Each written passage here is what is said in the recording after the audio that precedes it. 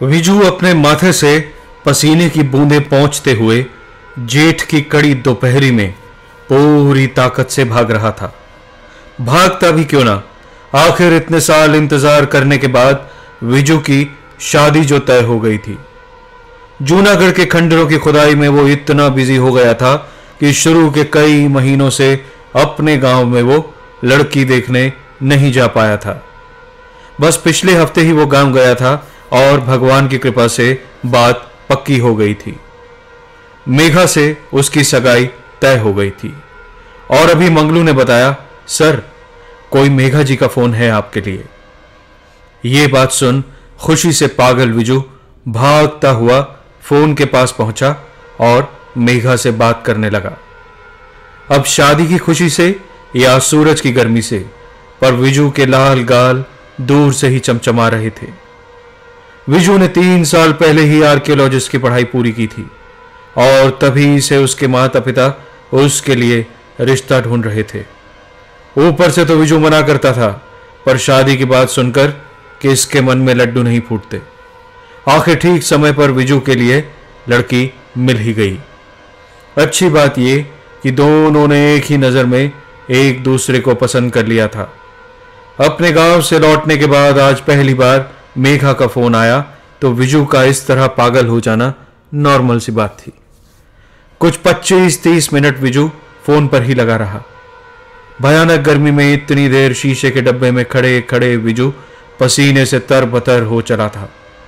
Phone वापस रख जाए से ही वो पलटा तो पीछे एक एकदम गोरा सा बूढ़ा अपने दोनों हाथ उस टेलीफोन बूथ के बाहर शीशे पर रख बड़े गौर से विजू को देख रहा था।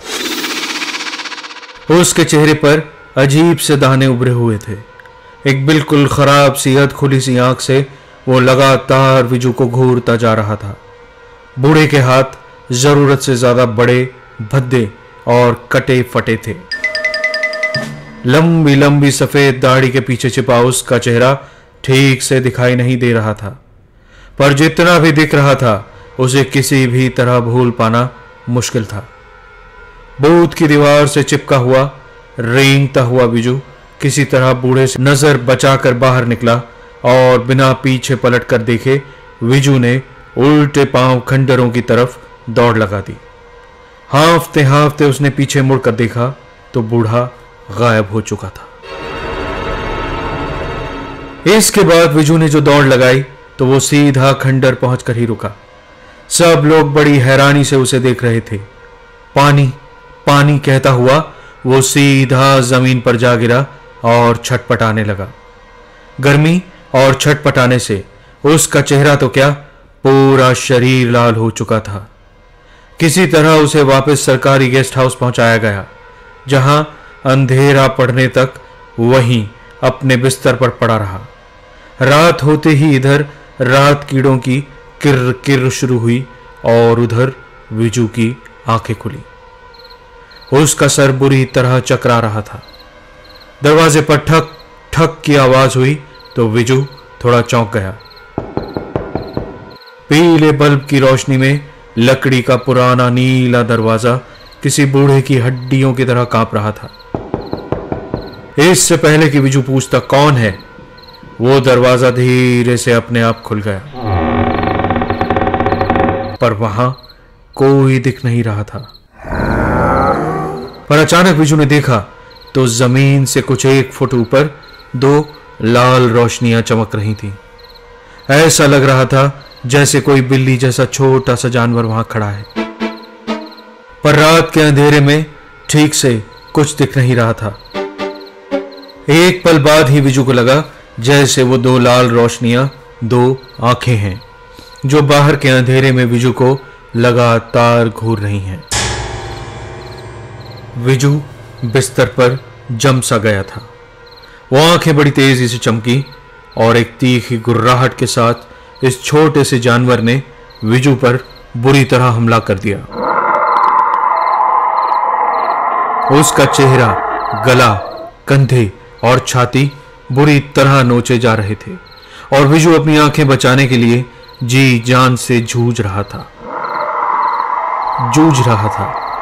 साथ ही उसके गले से भयानक चीखें निकल रही थी। बचाओ बचाओ बचाओ, मुझे बचाओ। तभी मंगलू भागा भागा अंदर आया और विजू को बुरी तरह झकझोरना शुरू कर दिया। क्या हो गया विजू साहब, क्या हो गया है आपको? आप चिल्ला क्यों रहे हैं? विजू को ऐसे चीखते देख मंगलू भी घबरा गया था। वो बिल्ली या चमगादड़ या शायद उल्लू, जाने क्या था, पर वो एकदम अचानक मुझ पर टूट पड़ा और देखो मेरा क्या हाल कर दिया है। देखो मेरा चेहरा, गला, कंधा सब छील कर लहूलुहान कर दिया है।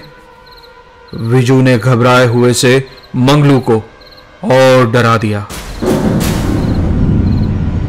मंगलू ने विजू के कंधे कसकर पकड़ लिए और बोला, देखिए साहब, कुछ नहीं हुआ आपको, कोई निशान नहीं है।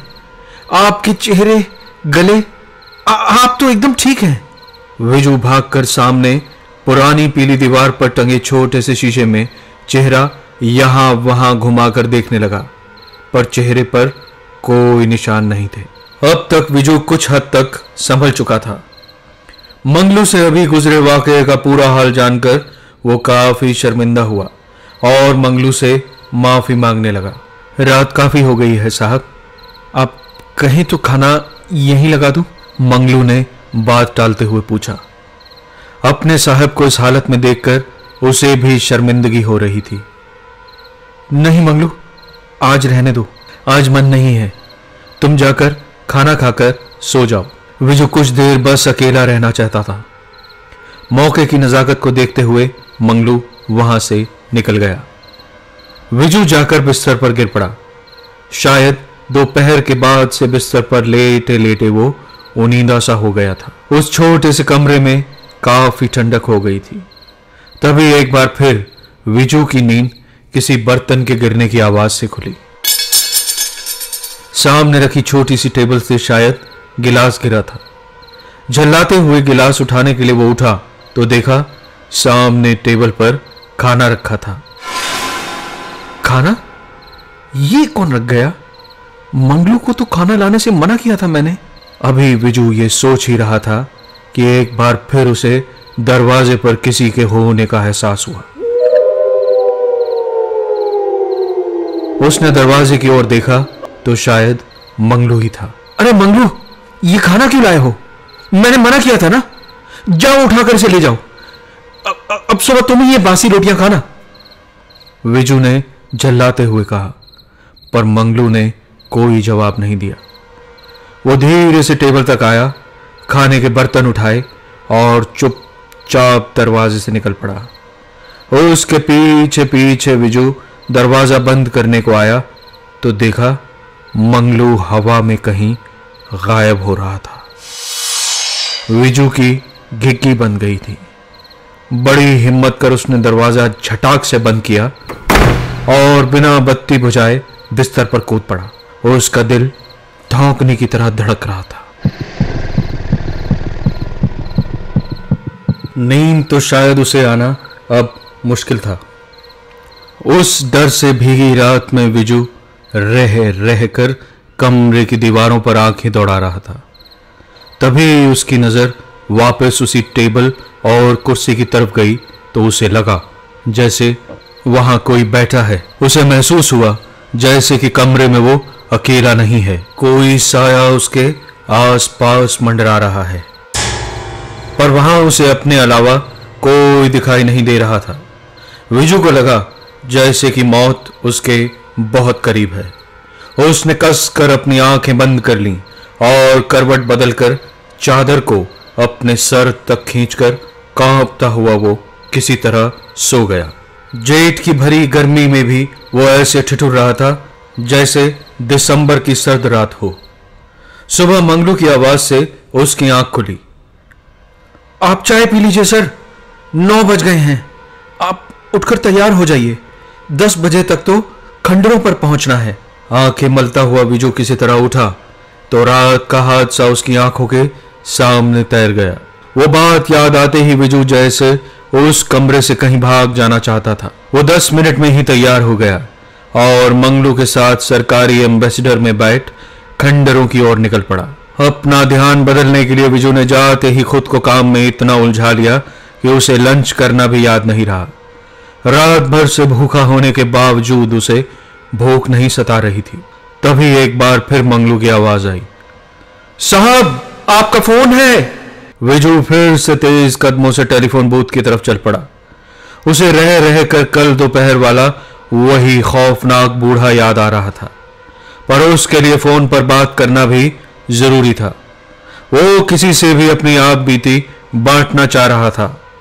उसे भरोसा तो नहीं था कि ये जो उसके साथ हो रहा है ये सच है या झूठ, पर कई बार हमारे साथ कुछ ऐसा गुजर जाता है जिसे ना तो हम सच मान पाते हैं और ना ही झूठ।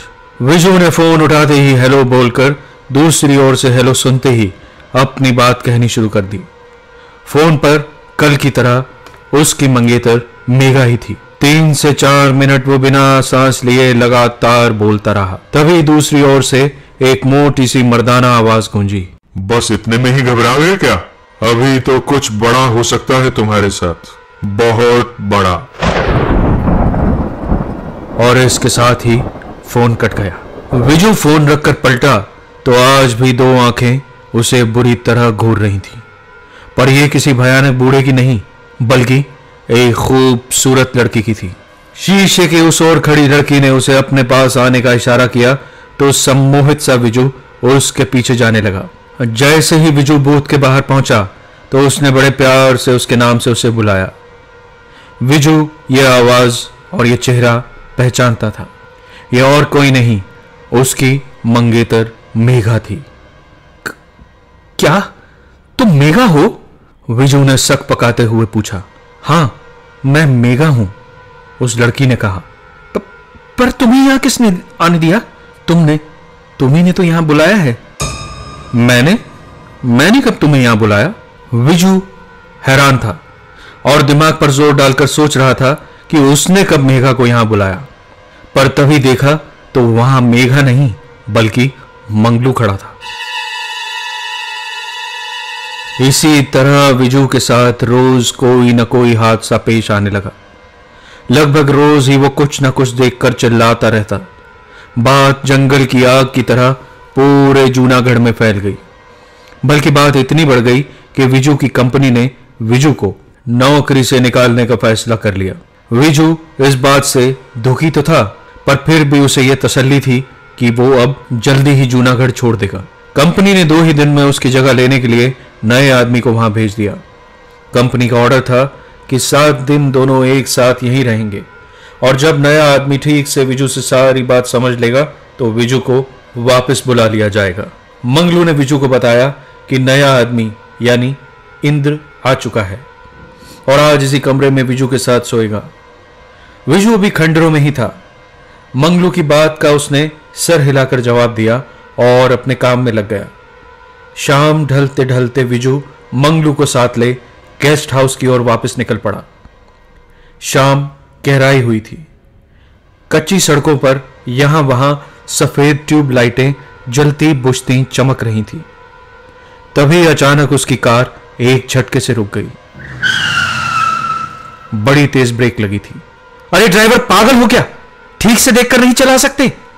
विजू बुरी तरह झुंझला गया था। दरअसल उसकी नाक सामने सीट पर जाकर लगी थी और अब नाक से खून रिस रहा था। उसने घबराकर गाड़ी में देखा तो मंगलू वहां नहीं था। पर मंगलू कहां जा सकता था? वो घबरा कर गाड़ी से बाहर निकला तो गाड़ी के नीचे उसकी मंगेतर मेघा की लाश पड़ी थी। वो पागलों की तरह चीखता हुआ उसके पास पहुंचा तो वो गाड़ी के साथ बैठी जोर जोर से हंस रही थी। उसके हाथ में एक चिट्ठी थी जिसे वो जोर जोर से हिला रही थी। विजू के पास आते ही उसने वो चिट्ठी आगे कर दी। उसके हाथ से वो चिट्ठी लेकर पास जलती एक ट्यूबलाइट के नीचे बड़ी मुश्किल से विजू वो चिट्ठी पढ़ने लगा। चिट्ठी में लिखा था, प्यारे विजू, तुम कैसे हो? आशा है अच्छे होगे। विजू, आज तुम्हें यहां देखकर बहुत अफसोस हो रहा है। मैंने तुम्हारी कंपनी को कितनी बार इन खंडरों में आने से मना किया है, पर वो हैं कि मानते ही नहीं। अब ऐसी कैसी दौलत कि जिसे पाने के लिए इतने आदमियों की जान चली जाए। विजू, तुम जानते हो कि जब से तुम यहां आए हो तुमने मेरा घर उजाड़ने की पूरी कोशिश की है। और तुम ही क्या, इन खंडरों में आज तक आने वाले हर आदमी को मैंने समझाने की कोशिश की है, पर तुम लोग हो कि समझते ही नहीं। मेरे बार बार मना करने पर भी यहां चले आते हो। विजू ने अभी इतना ही पढ़ा था कि तभी ऊपर जल रही ट्यूबलाइट बंद हो गई। शायद पूरे इलाके की बिजली चली गई थी। विजू ने गाड़ी की ओर देखा तो गाड़ी वहां नहीं थी। पर यह कैसे हो सकता था? विजू तो गाड़ी में बैठकर यहां आया था, और वो अकेला नहीं, साथ में ड्राइवर और मंगलू भी थे। तभी एक आवाज गूंजी, पीछे देख विजू। विजू ने घबराते हुए पलट कर देखा तो फिर वही दो लाल आंखें उसे घूर रही थी, पर इस बार वहां कोई जानवर नहीं बल्कि कोई इंसानी साया था।